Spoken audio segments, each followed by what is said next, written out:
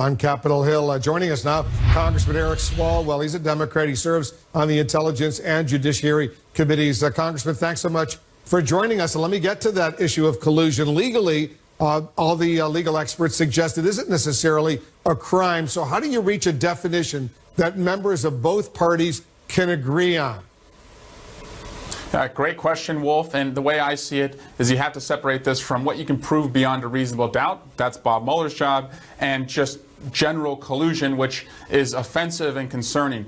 I've seen plenty of evidence of collusion. You don't need to be a lawyer. You don't need to have access to classified information. When the Russians conduct a hacking and then they offer to preview the proceeds of the hacking to Trump family members, Trump campaign members, Trump business associates, and the Trump team moves heaven and earth to take those meetings, doesn't tell a single law enforcement official in the world about them, and then the candidate goes on stage and says, Russia, please do more. To me, they were eager to work with the Russians. Now, what all of that amounted to, that's Bob Mueller's job, and I hope we allow him to do that job so he can tell the American people as soon as possible. Yesterday, the president accused the Mueller investigation of meddling in the midterm elections, and now Rudy Giuliani just gave us some more context. Would Robert Mueller risk unduly influencing the midterm elections if he were to release his report, let's say after September, the timeline the president and his defenders are pushing?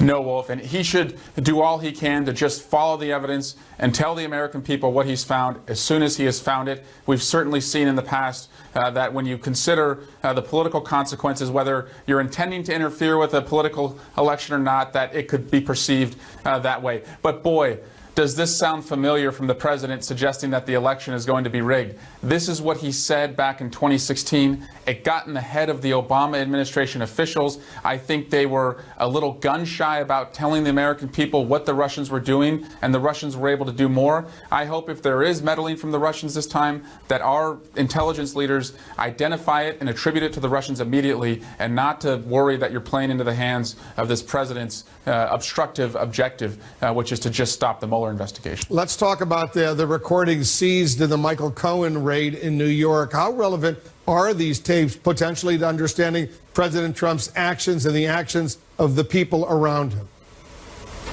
Very relevant, Wolf. I think it shows what we've all known, which is that the president and Michael Cohen are shadowy operators.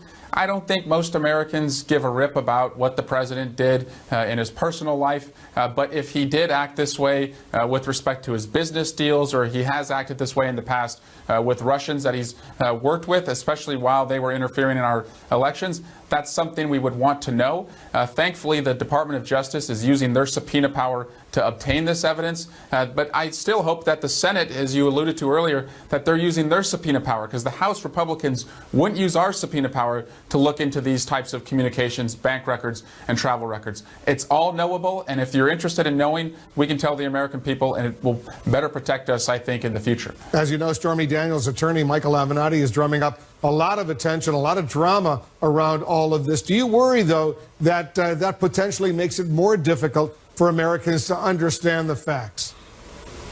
Yeah, well, I don't think that Michael Avenatti should be able to reach into an ongoing criminal investigation, just as I don't think that Devin Nunes should be able to reach into an ongoing criminal investigation, as he and Trey Gowdy and others were trying to do just a few weeks ago.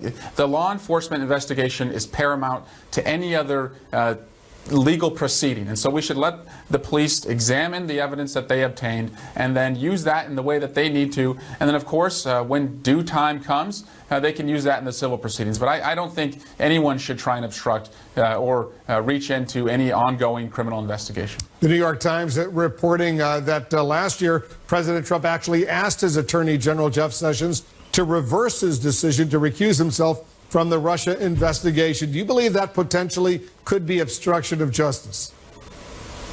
I do, Wolf. And many people who defend the president will say, well, how could he be so stupid to do this over and over? You know, how can he be so stupid to admit that he obstructed by firing James Comey and telling Lester Holt? How could he be so stupid to invite the Russians to hack? And I go back and forth on whether he's just so careless and reckless in the way that he does this, or whether he is so bold and he believes that nobody is going to stop him. He has Republicans in Congress who has given him nothing but green lights, and he figures he'll just keep pushing the boundaries. Well, we're not helpless. Whether he's careless or whether he's bold, we certainly have a Constitution to protect, and it's time for Republicans and Democrats to unite as he continues to obstruct justice in broad daylight. The president, once again today, has some ugly words about his attorney general. He announced today he wishes he had picked a different attorney general to begin with. So why do you think he simply hasn't fired Jeff Sessions?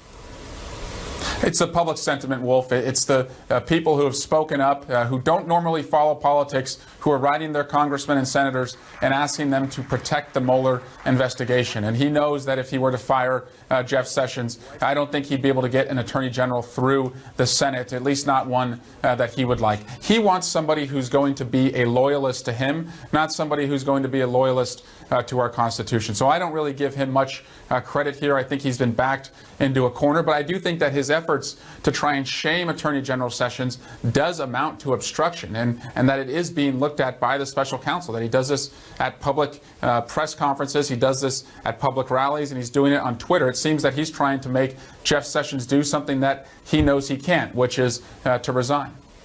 Congressman Eric Swalwell, thanks as usual for joining us.